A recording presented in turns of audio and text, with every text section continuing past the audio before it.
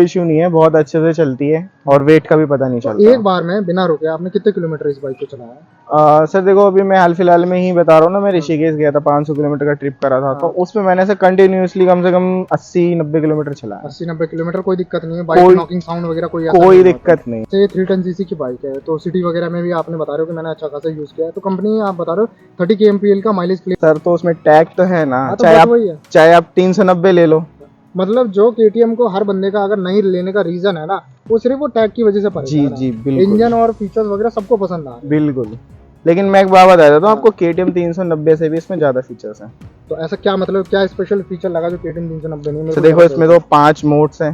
5 modes है, ठीक है। और आप वो अगर बजट के साथ। नमस्कार दोस्तों, स्वागत है ओमी मुसाफिर में एक और नई वीडियो के साथ। दोस्तों आज की जो वीडियो होने वाली है ना, वो अपाची RTR 310 के ऊपर होने वाली है। और ये न्यूली लॉन्च जो बाइक है RTR 310, मतलब इंजन से रिलेटेड तो काफ़ी अच्छे खासे चेंज है, लेकिन जिस प्राइस पॉइंट पे आती है ना ये बाइक, अच्छा खासा बहुत कुछ ऑफर भी करती है। तो जानेंगे इस बाइक के बारे में, मतलब एक बार ओनरशिप रिव्यू जानेंगे, एक छोटा सा हाईलाइट रिव्यू भी देख लेंगे कि बाइक में क्या है आता है अच्छा खासा, और फिर जानेंगे एक्सपीरियंस और देखेंगे कि इस बाइक में और भी क्या अच्छा खासा हो सकता था और अभी तक कैसा रहा इस बाइक का एक्सपीरियंस। वैसे ऑलरेडी ये बाइक 2000+ किलोमीटर चल चुकी है, तो अच्छा खासा एक्सपीरियंस तो रहा ही होगा। तो फिर चलिए इस वीडियो को स्टार्ट करते हैं और देखते हैं क्या है खास।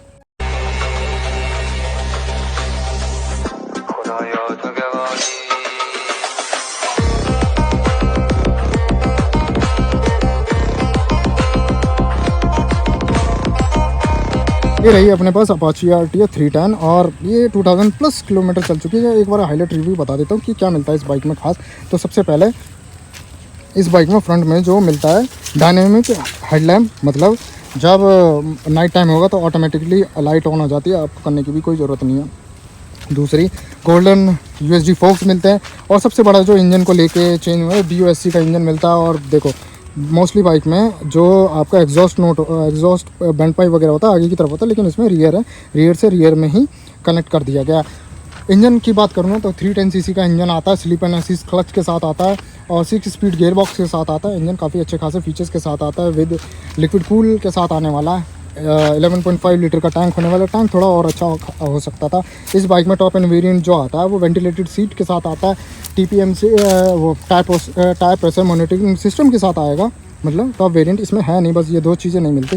बाकी इस बाइक ऑलरेडी ये फीचर लोडेड है। 17 इंच के व्हील आने वाले, रेडियल टायर के साथ आते हैं, बिग ट्रैवल सस्पेंशन के साथ आने वाले, मोनोशॉक सस्पेंशन होने वाले इसके। मतलब बाइक में बहुत कुछ अच्छा खासा है। तो जानते हैं अपने भाई से कि इनके साथ एक्सपीरियंस कैसा रहा। और जो इसके अगर मैं क्लच लीवर की बात करूँ तो एडजस्टेबल क्लच लीवर मिलता है, ये भी अच्छी बात है इस बाइक के लिए। ब्लूटूथ कनेक्टिविटी के साथ आते हैं। तो आइए जानते हैं एक्सपीरियंस इस बाइक के साथ। क्या है विपुल भाई? बढ़िया सर, आप बताओ। तो विपुल भाई, मेरे को सबसे पहले जो इस बाइक से रिलेटेड एक जो सिंपल सा क्वेश्चन है, पहले ये पूछता हूँ कि भाई ये 3 वेरिएंट में आती है जी, तो आपने ये मिड वेरिएंट ली है भाई, तो मिड वेरिएंट ही क्यों चूज किया और किस प्राइस पॉइंट पे इसको लिया है आपने अभी? सर ये मैंने कैश में लिए 3,08,000 रुपए की। हाँ। और मिड वेरिएंट इसलिए लिया है क्योंकि अपर वेरिएंट में सिर्फ एक सीट, ठीक है, और एक टायर प्रेशर मॉनिटरिंग है, इसके अलावा कुछ नहीं है। जो वेंटिलेटेड सीट वाला फीचर और टायर प्रेशर मॉनिटरिंग सिस्टम है वो है, बस इन दोनों की वजह से जी नहीं ली। तो आपने कभी मतलब उसका यूज करके देखा है? वो चीज तो अच्छी है ना? नहीं, वो चीज मैं बताता हूँ, ये अभी हाल ही लॉन्च हुई है, तो वो मॉडल यहाँ पे अभी है भी नहीं। वो आपको जो TVS देती है ना, वो ऑर्डर पे बन के आती है, उसके लिए टाइम पीरियड होता है। अच्छा, ये है। ठीक है, तो मैं इतना वेट नहीं कर सकता था, इसलिए मैंने ये वेरिएंट अवेलेबल था, मैंने ये ले लिया। ठीक है, मतलब जो मेन जो आपकी कहानी है कि वो उस बाइक के लिए काफी वेट करना पड़ता है और बाइक अर्जेंट में चाहिए, तो इसलिए आपने वो ले लिया। जी, और वो वैसे भी एक एसेसरीज के तौर पे है। अच्छा, आप अलग से इसमें लगवाना चाहे तो वो आप लगवा सकते हैं? जी बिल्कुल, ऐसी कोई दिक्कत नहीं, ऐसी कोई दिक्कत नहीं तो है। ठीक है भाई, कितने तक की वो मतलब एक्सेसरीज में आप वो सीट आई थिंक मैं फर्स्ट सर्विस पे गया था तो मुझे 10,000 रुपए की समथिंग बताई थी। 10,000 के समथिंग बताइए जी। अच्छा, ये कंपनी इस बाइक में कितनी सर्विसेज फ्री देती है वैसे? 3 देती है सर। 3 सर्विस आपने कितनी करवा ली है? मेरी फर्स्ट सर्विस हुई है। फर्स्ट सर्विस कंप्लीट है। और जो इसका जो सर्विस का टाइम पीरियड है अभी तक का कितना का टाइम पीरियड? जैसे नई बाइक हो ना 5,000 10,000, तो इसका कितने का है? ये आपकी 5,000 किलोमीटर या फिर 180 दिन में।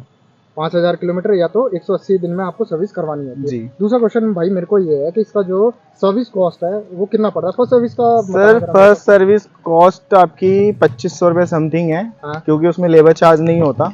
सिर्फ इंजन ऑयल फिल्टर और चैन लुब्रिकेटिंग, 3 चीजें होती हैं। अच्छा, इसका लिक्विड कूलेंट नहीं, कूलेंट कूलेंट वगैरह कुछ नहीं, नहीं है? वो नेक्स्ट टाइम देखा जाएगा। मतलब वो टॉप अप कर देते हैं, चेंज करते नहीं है, टॉप अप कर लेते हैं। जी ठीक है भाई। अच्छा, दूसरी चीज़ मेरे को ये पूछनी है भाई, इसके जैसे ये बाइक 310 सीसी में है, जी तो आप केटीएम की तरफ भी जा सकते थे, और भी दूसरी 310 सीसी में है, और जैसे डोमिनार वगैरह है 400 सीसी की, उस पर भी जा सर देखो, डोमिनार एक अलग चीज है, हाँ उसका वेट ज्यादा है। हाँ, ठीक है, तो ये चीज मैंने मतलब ये जो बाइक ली है मैंने काफी सोच के लिए। लाइट वेट हाँ, लाइट वेट में है तो डोमिनार की तो बात ही नहीं आती। वो थोड़ा क्रूज टाइप के ठीक लिए है, हो गया। और सर केटीएम जिस जगह पे हम रहते हैं, हाँ। एक केटीएम पे एक अलग टैग है।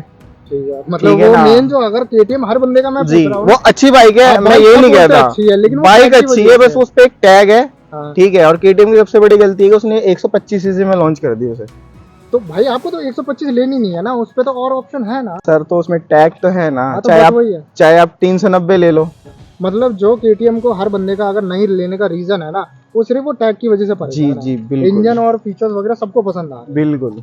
लेकिन मैं एक बात बता देता हूँ आपको, केटीएम 390 से भी इसमें ज्यादा फीचर्स हैं।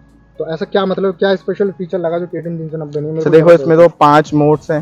हाँ, 5 मोड्स है। ठीक। ठीक है, और आप वो अगर बजट के अकॉर्डिंग भी देखोगे, ठीक है, तो वो 380 के समथिंग है। तो इसमें 5 मोड्स मेरे को बताओ, वैसे आपको क्या है 5 मोड्स में क्या? 5 मोड में सबसे बेस्ट मोड तो इसका देखो रेन है। रेन मोड है, ठीक है ना? आई थिंक उसमें भी मिलता है यार, रेन मोड होता है शायद। देखो सर, मुझे ना मैंने वो ठीक चेक है। करी, मुझे उसकी तो नॉलेज मेरे नहीं को थी। 5 मोड्स बताओ पहले, वैसे कौन कौन से? 5 है, इसमें अर्बन है, हाँ। रेन है, हाँ। ठीक है, ट्रैक है, हाँ, और आपका सुपर मोटो है। जिसमें एबीएस पीछे वाले रियर एबीएस बंद हो जाता है। ठीक है, और एक आपका स्पोर्ट है। स्पोर्ट्स मोड है। जी। तो आपने अभी तक जो अगर स्पोर्ट्स मोड वगैरह ट्राई किया इसमें? मैंने सर इसके 4 मोड ट्राई करे हैं। हाँ। अर्बन, हाँ। रेन, हाँ। मोटो और ट्रैक। तो पहले मेरे को रेन मोड का ही बताओ, मतलब रेन मोड में इस बाइक का कॉन्फिडेंस लेवल कैसा होता है? कहीं बार जैसे हम साफ रोड पे चला रहे हैं लेकिन रेन हो रही है और स्लिपरी कंडीशन आ जाती है, तो बाइक का कंट्रोल कैसा रहता है? उसी में ही रेन मोड काम आता है। उसमें ये होता है कि जो आपके एबीएस है ना, वो बहुत ज्यादा सेंसिटिव हो जाते हैं। अच्छा। ठीक है ना, जिससे आपके गिरने के चांसेस बहुत कम हो जाते तो हैं। आपने इसको अच्छा खासा ट्राई किया? जी, रेन मोड में भी मैंने इसे ट्राई करा हुआ है। ठीक है। अच्छा विपुल भाई, मेरे को ये चीज़ ये और बताओ कि जैसे सिटी ट्रैफिक वगैरह में चलाते हो, तो इस बाइक का वेट डिस्ट्रीब्यूशन कैसा, मतलब वेट वगैरह फील होता है हाथों पे? देखो मतलब सिटी में आप देखो, और मोस्टली जाम वाला एरिया जो होता है, ठीक है, तो अगर आप इसे नई दिल्ली की तरफ चलाओ, हाँ ठीक है ना, या रिंग रोड पे चलाओ, हाँ। तो आपको बिल्कुल भी फील नहीं होगा ना इसका वेट, ना हीटिंग, कुछ नहीं। लेकिन अगर आप जाम वाले इलाके में चलाओगे, हाँ। तो इसमें थोड़ी सी आपको हीटिंग फेस करनी पड़ेगी। तो विपुल भाई, मेरा नेक्स्ट क्वेश्चन है सिंपल सा है, ये है कि जैसे ये 310 सीसी की बाइक है, तो सिटी वगैरह में भी आपने बता रहे हो कि मैंने अच्छा खासा यूज़ किया है, तो कंपनी आप बता रहे हो 30 kmpl का माइलेज क्लेम करती है, जी। तो सिटी में आप इस बाइक से कितना माइलेज निकाल लेते हो? 25 के समथिंग, 25 के समथिंग। और 24-25। आपने ऑन हाईवे भी बाइक चलाई होगी अच्छा जी। खासा, तो मेरे को ये बताओ कि ऑन हाईवे कितना निकाल लेते हो इस बाइक ऑन हाईवे पिलियन के साथ मैंने 33 का निकाला है। पिलियन के साथ? नो डाउट, कोई दिक्कत नहीं होती, 33 कोई आराम दिक्कत से नहीं है, और निकाल लेते हो। स्मूथली आप 120 130 आराम से कब चली जाएगी पता भी नहीं चलेगा। अच्छा, दूसरा ये मेरे को पूछना था कि जैसे आपने बताया 5 मोड पे है, तो ऐसा कोई मोड वगैरह डिसाइड भी करते हो कि या सिंपल जो बाइक चल रही है उसी पे चला? देखो मैं मोस्टली स्पोर्ट पे चलाता हूँ। हाँ। सिटी के अंदर तो अर्बन ही रहता है, कहीं कहीं पे स्पोर्ट रहता है। हाँ। हाईवे पे मैं ट्रैक पे भी चला लेता हूँ। हाँ। ठीक है, लेकिन मैं मोस्टली स्पोर्ट तो अगर यूज मैं करता हूँ। किसी भी मोड पे चलाऊँ ना, तो मैं हाईवे पे अगर मैं ठीक ठाक अगर 100 और 80 के बीच में बाइक रखूँ, तो 30 से ऊपर माइलेज निकाल देती है बाइक, आराम से कोई डिफिकल्टी नहीं होती। नहीं। अच्छा, मेरे को एक चीज़ और ये पूछनी है, इस बाइक का हीटिंग इशू का कोई हिसाब किताब तो नहीं है, जैसे कि आप बता रहे हो? नहीं देखो, सिटी में थोड़ा जाम की वजह से हीटिंग इशू है। हाँ। लेकिन अगर हाईवे highway? वगैरह पे मैंने चलाया या खुली रोड पे चलाया, जैसे रिंग रोड वगैरह हो गई, हाँ।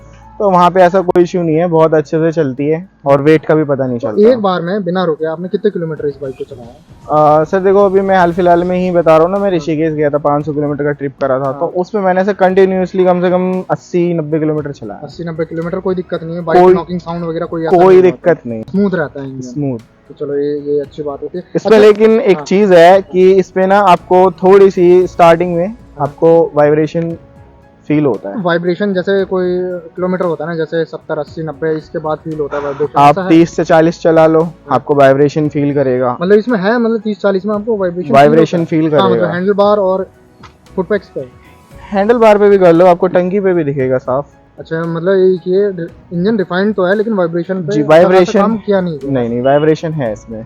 ठीक है। अच्छा, ये एक चीज़ और पूछ रही थी यार, 11 लीटर का टैंक है, तो आपको लगता नहीं है कि यार 11 लीटर का बहुत छोटा टैंक है? मोस्टली अगर कम से कम देखो ना तो 13.5 लीटर का, मतलब 13.5 लीटर का मिनिमम टैंक तो देती है कंपनी, तो 11 लीटर का कम फील नहीं होता है? सर देखो कम तो फील होता है, लेकिन एक कंपनी ने भी कुछ सोच के ही बनाया देखो, क्योंकि इसका लाइट वेट भी बहुत जरूरी है, ठीक यार है ना। जैसे अब मैं देख रहा हूँ ना, जैसे इस टैंक को काफी मस्कुलर बना दिया, मैं ये चाह रहा था जी। कि थोड़ा सा अगर जैसे टैंक का साइज बड़ा हो जाता तो गाड़ी और जबरदस्त, जैसे लॉन्ग परफॉर्मेंस के लिए मतलब अच्छा खासा किलोमीटर निकाल देती है बाइक। देखो सर मेरे पास इसकी 160 थी, हम्म, ठीक है, 4V, हाँ, उसमें 12 लीटर का टैंक था, हाँ, ठीक है, इसमें 11 का है, हाँ। फर्क तो 1 लीटर का है, और 1 लीटर भी बहुत होता है। हाँ, वही तो बोल रहा हूँ। लेकिन जिस हिसाब से इसका लाइट वेट है, जिस हाँ, हिसाब से माइलेज दे रही हाँ, है, तो मुझे नहीं लगता कि ऐसा, अगर मान लो कि अगर हम हाईवे पे चलाते हैं और टैंक फुल है, हाँ, ठीक है, तो आप 300 किलोमीटर आराम से चला ठीक सकते है। हो। दूसरा मेरे को ये क्वेश्चन था, देखो इस बाइक का लॉन्ग व्हील बेस है, मतलब देखने कहने को लॉन्ग व्हील बेस है, लेकिन इंजन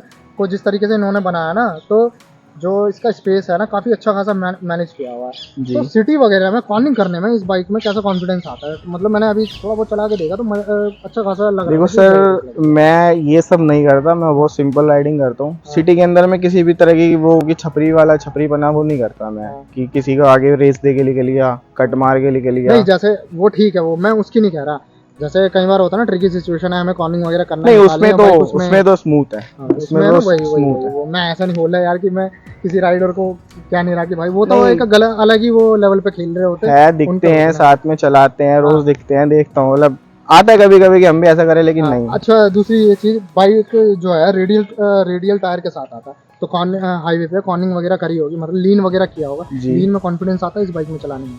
बिल्कुल सर। कोई दिक्कत नहीं होती? कोई ऐसा नहीं लगता कि ये बाइक ट्रैक छोड़ रही है या कुछ ऐसा? नहीं नहीं नहीं नहीं, देखो इसमें ऐसा कुछ नहीं है। हम्म, अभी अभी हम शायद जब यहाँ से आ रहे थे हाँ, तो मैंने करी थी।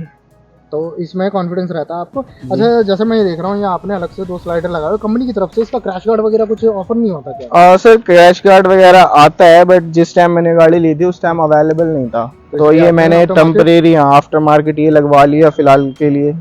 बिल्कुल भाई, मेरे को एक चीज़ और मोस्ट जो क्वेश्चन रहता है कई बाइकों में, जैसे इसमें एलईडी हेडलाइट आती है, जी। काफ़ी बाइकों में देखा है कि उनकी जो हेडलैम्प है वो हाईवे पे ऑन हाईवे थोड़ी ज़्यादा स्पीड में स्ट्रगल करती है। इसके हेडलैम्प का बताओ कि कैसा लगता है आपको? सर इसका इसके headlamp? हेडलैम्प जो है, इसमें DRL है, ठीक है, इसमें जैसे जैसे आपकी स्पीड बढ़ती है ना, हाँ, वैसे वैसे आपकी हेडलाइट है ना तेज वो चमकना चालू कर देती है। अच्छा, जी। तो मतलब इस चीज़ का ये प्लस पॉइंट है। जी। अच्छा, एक चीज़ और पूछनी है, जैसे फ्रंट में इसका यूएसडी फोक्स आता है, अप्स एंड डाउन फोक्स आता है, रियर में इसका मोनोशॉक सस्पेंशन दिया हो, तो कैसा रहता है सस्पेंशन इसका? देखो सस्पेंशन तो इसका एडजस्टेबल है, हाँ, लेकिन थोड़ा सा इसमें थोड़ा मतलब और अच्छा हो सकता हाँ है। ये नेगेटिव है थोड़ा। क्योंकि मेरे को ये लगा है ना कि जैसे स्प्रिंग कॉइल सस्पेंशन है, अगर इसमें गैस स्टार्ट आ जाता ना मोनोशॉक में ही, तो काफी जबरदस्त और हो कह सकते हैं सर, लेकिन इस गाड़ी में एक सबसे बड़ी दिक्कत है, हाँ। इसमें ना थ्रोटल छोड़ती है ये बाइक थ्रॉटल, ये तो वैसे राइड बाय वायर की टेक्नोलॉजी है ना। हाँ, तो यार ऐसा तो होता नहीं, मैं मोस्टली नहीं है ये, है ये। मैं वही पूछना चाह रहा था। मतलब आप क्या लॉ एंड टॉक में जैसे लो स्पीड में रहते हैं? जैसे आप मानो मैंने गियर चेंज करा, हाँ। एक्सीलेटर दिया, हाँ। ठीक है, ये झटके देना चालू कर देती अच्छा, है। एक चीज, हाँ, झटके से ले एक चीज और पता था, जैसे इस बाइक में कुछ शिफ्टर आता है, कुछ शिफ्टर प्लस है, जी। तो वो कैसे जर्क मारती है या स्मूथली चेंज हो जाता है, ये मेरे को बताओ यार। क्विक शिफ्टर तो इसका अच्छा काम करता है, स्मूथली अप डाउन चेंज हो जाता है, उसमें कोई दिक्कत नहीं है। इसमें से सबसे नेगेटिव चीज है ना, हाँ, सबसे नेगेटिव, बाकी तो सारे प्लस पॉइंट हमने गिन ही लिए ऑलमोस्ट, लेकिन जो नेगेटिव है ना वो ये है कि इसमें ना ये थ्रोटल मिसिंग रहती है। अच्छा, ये प्रॉब्लम है इसमें कि जी। आप ट्रिकी सिचुएशन में कई बार थ्रॉटल देने की तो मिस हो जाता है। जी। ठीक है भाई। बिल्कुल भाई, मेरे को इसके मीटर के बारे में बताओ। मैंने बहुत सारे मीटर में, मतलब डिजिटल मीटर में देखा है कि उनका मीटर लैग करता है। ये ब्लूटूथ कनेक्टिविटी के साथ है ना? जी, इसमें आपकी कॉल ही और नेविगेशन दोनों चीजें हैं। नेविगेशन वगैरह, नेविगेशन टर्न बाय टर्न हाँ, नेविगेशन टर्न बाय टर्न है। तो इसका मीटर जो ब्लूटूथ कनेक्ट जब हो जाता है तो थोड़ा लैग वैग भी करता है या स्मूथ चलता है, ये बताओ मेरे को। नहीं देखो सर, इसमें ना आपका कुछ सेकंड का तो डिफरेंस है। हाँ, मतलब लैग करता है इसमें। हाँ, मतलब सेकंडों का है, तो ज्यादा नहीं है, सेकंडों का है, ठीक है। ठीक है। और बाकी तो TFT डिस्प्ले है, ठीक कलर है ना। डिस्प्ले है ये तो अच्छा है। आप यहाँ पे आराम से सारी चीजें अपने हिसाब से एडजस्ट कर सकते हो, ठीक है ना। जैसे कि हम यहाँ परफॉर्मेंस में जाते हैं, हाँ, ठीक है, और यहाँ पे कस्टम वेट्स आता है। हाँ, ये 4 चीजें आप अपनी डिस्प्ले पे जो भी सेट करना चाहते हो इजीली कर सकते हो। ठीक है भाई। अच्छा, मेरे को एक चीज़ और ये बताओ, जैसे अरे क्या था, जैसे आप सीट का बता रहे हो, मेरे को यार पिलियन के लिए है ना सीट काफ़ी छोटी लगती है देखना, तो यार पिलियन परेशान नहीं होता? कहने का मतलब ये है कि सीट तो और अच्छी हो सकती थी ना सीट को लेके। देखो सर, स्पोर्ट्स बाइक ना कभी भी पिलियन के हिसाब से नहीं बनाई जाती, हाँ। सिंगल पर्सन के लिए बनाई जाती है, ठीक ठीक है। है। अब अगर हम पिलियन की बात करें तो हाँ थोड़ी सी सीट बेहतर हो सकती थी, लेकिन अगर एक कुशनिंग को लेके राइडर के लिए तो मैंने देखा है, राइडर के लिए जी, अच्छी खासी जी, बढ़ती अच्छी दी हुई है, अच्छी खासी लेकिन स्पेस है। पिलियन के लिए यार बहुत छोटी सी दी हुई है। देखो सर, पिलियन के लिए तो छोटी दी है, इसमें हम कह सकते हैं कि पिलियन के लिए छोटी है, लेकिन अगर हम हाँ, स्पोर्ट्स बाइक की स्पोर्टी बात पांच देने देखें के लिए बस तो उसके लिए सीट है, जैसे कि आपने RN5 वगैरह की हाँ, हाँ, देखी है, उसमें तो KTM की देखी है, तो उस हिसाब से फिर भी मतलब उन बाइक के मुकाबले फिर भी सही है ये। ठीक है। अच्छा भाई, ये जैसे इसका नेकेड चेन आता है, तो मतलब कितने किलोमीटर पे आपको इसको लूप करना पड़ता है मोस्टली? 500 किलोमीटर पे कंपनी कहती है कि भाई आप इसको क्लीन कर लो, क्लीन कर लो, लूप कर लो, लूप कर लो 500 किलोमीटर पे। पॉकेट चेंज करना है कि नौबत आ जाएगी। जी ठीक है। अच्छा, एक चीज़ और थी, जैसे जी इस बाइक की सर्विस से रिलेटेड है, मतलब ये बाइक अभी तो आप जैसे सर्विस में जा रहे हो नॉर्मली, छोटी मोटी चीज़ें जैसे ऑयल फिल्टर वगैरह, एयर फिल्टर वगैरह वो जी। चेंज हो रहा है, ऑलमोस्ट कॉस्ट आपका 2000 प्लस ही आ रहा है जी 225। है ना? तो जैसे मेंटेनेंस इस बाइक का मतलब और दूसरी बाइकों से सस्ता है या महंगा पड़ता है, ये मेरे को पूछना है। सर देखो, मुझे इतना तो नहीं पता, लेकिन मेरे पे जो 160 थी, हाँ। ठीक है, उससे तो सर कॉस्टली है, उससे कॉस्ट क्योंकि सर वो जितने में सर्विस हो जाती थी ना उतने में इसका इंजन ऑयल आता है। ये है ना, 2000 के आसपास का सर इसका सिर्फ इंजन ऑयल है। मतलब ये मान लो कि अगर ये थर्ड सर्विस हो रही है 5000 किलोमीटर के, सारे एयर फिल्टर भी चेंज हो, ऑयल फिल्टर भी चेंज हो आपका, जी और जहाँ तक है जो इसका ऑयल चेंज है, ऑयल चेंज कितना है सर्विस रिमाइंडर कितना, 5000 किलोमीटर, 5000 5000 पे इसका ऑयल भी चेंज होगा। जी। अपाची RTR 310 की ऑनरशिप रिव्यू वीडियो में फिलहाल के लिए बस इतना ही। दोस्तों वीडियो अच्छी लगी हो ना तो लाइक जरूर करना। जल्दी मिलता हूँ आपको एक और नई नेक्स्ट वीडियो के साथ, तब तक के लिए बाय बाय। और हाँ, वीडियो से रिलेट कोई भी क्वेश्चन क्वेरी हो ना तो एक बार कमेंट जरूर करना, मैं उसको क्लियर करने की कोशिश करूँगा।